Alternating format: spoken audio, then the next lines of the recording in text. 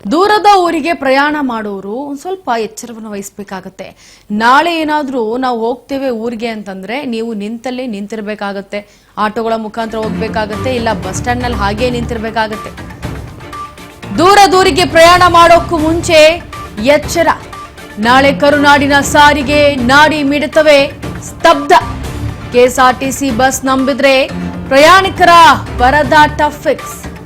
ಇಂದು ಮಧ್ಯರಾತ್ರಿಯಿಂದಲೇ KSRTC bus ಓಡಾಟ ಬಂದಾಗತ್ತೆ. Bus ತೆಗೆಯೋದಿಲ್ಲ ಅಂತ ಸಾರಿಗೆ ನೌಕರರು ವಾರ್ನಿಂಗ್ ಅನ್ನ ಕೊಟ್ಟಿದ್ರು. ಸಿಲಿಕಾನ್ ಸಿಟಿಯಲ್ಲಿ ಬಿಎಂಟಿಸಿ ಬಸ್ ಸಂಚಾರ ಬಂದಾಗತ್ತೆ. ದೂರದೂರಿಗೆ ಪ್ರಯಾಣ ಮಾಡೋಕೆ ಹೋಗೋರೆಲ್ಲರೂ ಕೂಡ ಎಚ್ಚರವನ್ನ ವಹಿಸಬೇಕು. ಯಾಕಂದ್ರೆ ಸಾರಿಗೆ ನೌಕರರು ತಮ್ಮ ಬೇಡಿಕೆಗಳನ್ನ ಈಡೇರಿಸುವಂತೆ ಸರ್ಕಾರದ ಮುಂದೆ ಒತ್ತಾಯಿಸಿ ನಿಂತಿದ್ರು. ಸರ್ಕಾರದ ಜೊತೆ ಮಾತುಕತೆಯನ್ನು ಆಡಬೇಕು ಅಂತ ಕೂಡ ಹೇಳಿದ್ರು. ಒಂದು ವೇಳೆ ಬಂದ್ರೆ ಮಾತುಕತೆಗೆ ನಾವು ಅದರಲ್ಲಿ ಅವ್ರು ಏನು ಹೇಳ್ತಾರೆ ಅದನ್ನ ನೋಡಿ ನಾವು ಡಿಸೈಡ್ ಮಾಡ್ತೀವಿ ಅಂತೇಳಿ.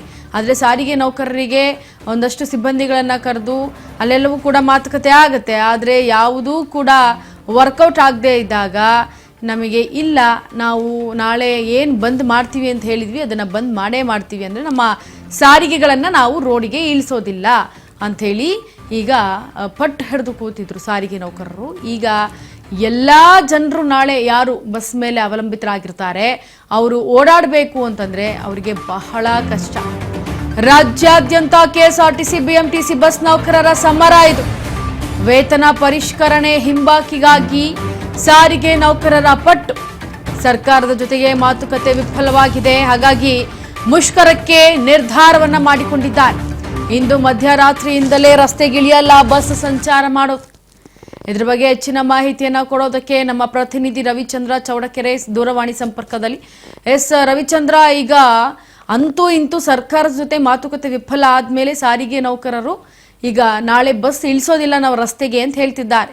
ಈಗ ಸಾರಿಗೆ ನೌಕರರನ್ನ ಮಾತಾಡಿಸುವಂತಹ ಪ್ರಯತ್ನವನ್ನ ಏನಾದ್ರು ಮಾಡಿದ್ರಾ? ಇದಕ್ಕೆ ಸರ್ಕಾರ ಏನ್ ಹೇಳ್ತು, ಆ ಮಾತುಕತೆಯಲ್ಲಿ ಏನೇನೆಲ್ಲ ಆಯ್ತು, ಇದ್ರ ಬಗ್ಗೆ ಡೀಟೇಲ್ ಆಗಿ ಅಪ್ಡೇಟ್ ಕೊಡಿ. ಹೌದು ಇಂಚಾರ, ನಿನ್ನೆ ನಡೆದಂತ ಸಭೆ ಸುಮಾರು 1 ಗಂಟೆ 1.5 ಅವರ್ ನಡೀತು. 3 ಗಂಟೆಯಿಂದ ಸಂಜೆ ಯಾವುದೇ ರೀತಿ ಸಭೆಯಲ್ಲಿ ಸಿಎಂ ನೇತೃತ್ವದಲ್ಲಿ ನಡೆದಂತ ಸಭೆಯಲ್ಲಿ ಯಾವುದೇ ರೀತಿ ಅವ್ರಿಗೆ ರೆಸ್ಪಾನ್ಸ್ ಬರಲಿಲ್ಲ. ಹಾಗಾಗಿ ಅವರು ನಾವು ಸಿಎಂ ನೇತೃತ್ವದಲ್ಲಿ ಸಭೆ ಅವ್ರು ಸಿಎಂ ಅವ್ರ ಜೊತೆ ನಾವು ಮಾತಾಡೋವರೆಗೂ ನಾವು ಯಾವುದೇ ರೀತಿ ನಿರ್ಧಾರ ಮಾಡಲ್ಲ ಅಂದ್ರೆ, ಒಂದ್ ವೇಳೆ ಸಿಎಂ ಜೊತೆ ನಾವು ಜೊತೆ ಏನೋ ಮಾತುಕತೆ ಆಗಿಲ್ಲ ಅಂದ್ರೆ ನಾವು ಇವತ್ತು ಸಂಜೆಯಿಂದ ನಾವು ತೀರ್ಮಾನ ಮಾಡ್ತೀವಿ, ನಾಳೆಯಿಂದ ಯಾವುದೇ ಬಸ್ ಓಡಾಡಲ್ಲ, ಬಿಎಂಟಿಸಿ ಕೆಎಸ್ಆರ್ಟಿಸಿ ಎಲ್ಲಾನು ಸ್ಟ್ರೈಕ್ ಮಾಡ್ಕೊಂಡು ನಾವು ಏನು ಸ್ಟ್ರೈಕ್ ಮಾಡ್ತೀವಿ ಅಂತ ಹೇಳಿದರೆ. ಅಷ್ಟಲ್ಲದೆ ಯಾವುದೇ ಒಂದು ಬಸ್ ವ್ಯವಸ್ಥೆ ಇರಲ್ಲ ಇಂಚರ. ಯಾಕಂದ್ರೆ ಅವ್ರದ್ದು ಕಳೆದ ಬಾರಿ ವಿಫಲ ಆಗ್ತಾ ಇದೆ. ಅವ್ರದೆಲ್ಲ ಸಂಧಾನ ನಡೆದ ಸಂದರ್ಭದಲ್ಲಿ ಪ್ರತಿ ಸಲ ಹಿಂಗೆ ಮುಂದೂಡಿಕೆ ಆಗ್ತಿದ್ರೆ, ನಮ್ದು ಈಗಾದ್ರೆ ಹೇಗೆ ನಾವು ಈ ಸರಿ ಅಂತೂ ಸರ್ಕಾರಕ್ಕೆ ಬುದ್ಧಿ ಕಲಿಸ್ತೀವಿ, ಈಗಾದ್ರೆ ನಮ್ಗೆ ಸರಿ ಹೋಗಲ್ಲ, ಮೇ 20ರಂದು ಬೆಳಗ್ಗೆ 6 ಗಂಟೆಯಿಂದ ಮುಷ್ಕರ ಆರಂಭ ಮಾಡ್ತೀವಿ ಅಂತ ಈಗಾಗಲೇ ಅವರು ಎಚ್ಚರಿಕೆ ನೀಡಿದ್ದಾರೆ ಸರ್ಕಾರಕ್ಕೆ ಇಂಚಾರ. ರವಿಚಂದ್ರ, ಈಗ ಸಾರಿಗೆ ನೌಕರರು ಪಟ್ಟು ಹಿಡಿದು ಕೂತಿರೋದು ಅವರ ಪರಿಷ್ಕೃತ ವೇತನವನ್ನ ಹೆಚ್ಚು ಮಾಡಬೇಕು, 25% ಅಂತ ಹೇಳ್ತಿದ್ದಾರೆ. ಇದ್ರ ಬಗ್ಗೆ ಏನ್ ಹೇಳ್ತೀರಿ? ಹೌದು ಇಂಚಾರ, ಈಗಾಗಲೇ 12.5% ಅಷ್ಟೇ ಮಾಡಿದರೆ ನಮ್ಗೆ 20% ಅಷ್ಟಾದ್ರೂ ಹೆಚ್ಚಳ ಮಾಡಬೇಕು, ಇಲ್ಲವಾದ್ರೆ ನಮ್ಗೆ ಕಷ್ಟ ಆಗುತ್ತೆ.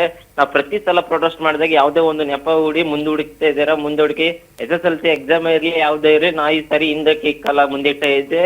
ಹಾಗಾಗಿ ಯಾವುದೇ ನಿರ್ಧಾರ ಆದ್ರೂ ಇವತ್ತು ಸಂಜೆ ಒಳಗಡೆ ಏನಾದ್ರು ಸಿಎಂ ನಮ್ನ ಕರೆದು ಸಭೆ ಮಾಡಿದ್ರೆ ನಾವು ಮುಷ್ಕರ ಹಾಕೋದಿಲ್ಲ. ಇನ್ ಕೇಸ್ ಅವ್ರು ಮಾಡಿಲ್ಲ ಅಂದ್ರೆ ನಾವು ಸಭೆ ಮಾಡ್ಕೊಂಡು ನಾವು ಇವತ್ತು ಸಂಜೆ ಏನು ರಾತ್ರಿಯಿಂದಾನೇ ನಾವು ಬೆಳಗ್ಗೆ 6 ಗಂಟೆಗೆ ಮುಷ್ಕರಕ್ಕೆ ಎಲ್ಲ ಸಜ್ಜಾಗಿ ಕುಲ್ತೇವೆ.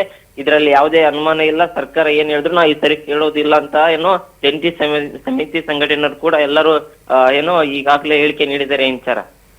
ರವಿಚಂದ್ರ, ಸಾರಿಗೆ ನೌಕರರ ಈ ಪಟ್ಟು ಹಿಂದಿಂದಲ್ಲ ಇವತ್ತಿಂದಲ್ಲ, 2024ರಿಂದವೂ ನಡೀತಾನೆ ಬರ್ತಾ ಇದೆ. 2025ರಲ್ಲಿ ವೇಟ್ ಮಾಡಿದ್ರು, ಆದರೆ ಈಗ 2026ರಲ್ಲಿ ಅವರಿಗೆ ಪೇಷನ್ಸ್ ಹೋಗ್ಬಿಟ್ಟಿದೆ. ಸೊ ಇದ್ರ ಬಗ್ಗೆ ಸರ್ಕಾರ ಯಾಕೆ ಇಷ್ಟು ನಿರ್ಲಕ್ಷ್ಯ ವಹಿಸ್ತಾ ಇದೆ? ಅವ್ರ ಸರ್ಕಾರ ಈಗಾಗ್ಲೆಲ್ಲ ಅವ್ರು ಏನು ಸುಮಾರು 2012 ಮಧ್ಯರಾತ್ರಿ 2 ಗಂಟೆವರೆಗೂ ಕೂಡ ಅವತ್ತು ಸಭೆ ಆಗಿತ್ತು. ಇವಾಗಲೂ ಕೂಡ ಅದೇ ರಾತ್ರಿ ಸಭೆ ಮಾಡೋಕೆ ರೆಡಿ ಇದ್ದೀವಿ. ಆದ್ರೆ ಸಿಎಂ ಜೊತೆ ಫಿಕ್ಸ್ ಮಾಡ್ಬೇಕು, ನಮ್ಮ ಬೇಡಿಕೆಗಳನ್ನು ಈಡೇರಿಸುವವರೆಗೂ ನಾವು ಯಾವುದೇ ರೀತಿ ಹಿಂದಿಕ್ಕಲ್ಲ. ಜಂಟಿ ಕ್ರಿಯಾ ಸಮಿತಿ ಸದಸ್ಯ ಮಂಜುನಾಥ್ ಅವರು ಈ ಏನು ಹೇಳಿಕೆ ನೀಡಿದ್ರೆ, ಏನೋ ಪ್ರತಿ ಬಾರಿ ಮುಷ್ಕರ ಅಂದಲ್ಲ ಸರ್ಕಾರ ಹೇಳೋದು ಒಂದೇ, ಖಾಸಗಿ ಬಸ್ಗಳು ಬಳಸಿ ನಾವು ಸಾರ್ವಜನಿಕರ ಹೆಸರು ಹೇಳ್ತಾರೆ. ಆದ್ರೆ ಏನೋ ನಮ್ಮ ಜೀವನದ ಬಗ್ಗೆ ಕೂಡ ಸರ್ಕಾರ ಯೋಚನೆ ಮಾಡ್ತಿಲ್ಲ. ಹಾಗಾಗಿ ಸಾರಿಗೆ ನೌಕರರು ತೊಂದರೆ ಆಗ್ತಾ ಇದೆ, ಅದನ್ನು ಸಹಕರಿಸಿ ಗಮನ ಹರಿಸಬೇಕು. ಇಲ್ಲವಾದ್ರೆ ಅಧಿಕಾರಿ ವಿರುದ್ಧ ನಮ್ಮ ಬಳಿ ಏನೋ ನಾವು ಯಾವ್ದು ನೀವು ನಿಮ್ಮ ಸಮಸ್ಯೆ ಸ್ಪಂದಿಸುವವರೆಗೂ ವೇತನ ವಿಚಾರದಲ್ಲಿ ಆಚೆ ಈಚೆ ಮಾಡಲು ನಾವು ರೆಡಿ ಇದ್ದೇವೆ. 25% ನಾವು ಗಟ್ಟು ಬೀಳಲ್ಲ. ಆದ್ರೆ ಸರ್ಕಾರವನ್ನು ನಮ್ಮ ಸಮಸ್ಯೆ ಸ್ಪಂದಿಸಲೇಬೇಕು ಅಂತ ಈಗಾಗಲೇ ಅವರೇನು ಸರ್ಕಾರಕ್ಕೆ ಎಚ್ಚರಿಕೆ ನೀಡಿದ್ದಾರೆ ಇಂಚಾರ.